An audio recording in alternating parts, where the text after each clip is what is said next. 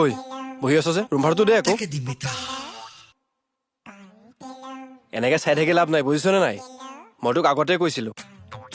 room ভাড়া টাইমত দিবই লাগিব কি চাই আছ তই তই ৰুম ভাড়াটো দিবি নে সেইটো ক তই দেখিছই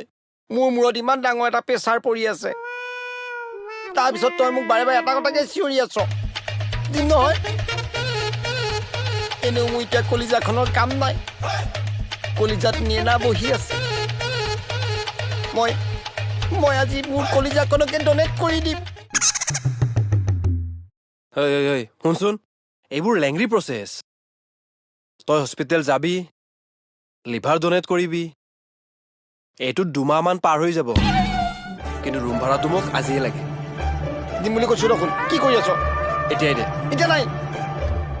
এই বুলি কৈছো নে নাই এতিয়া নাই বুলি কৈছো নে নাই দেচোন নাই দে মোক এতিয়াই লাগিব নাই এতিয়া নাই মোৰ তাত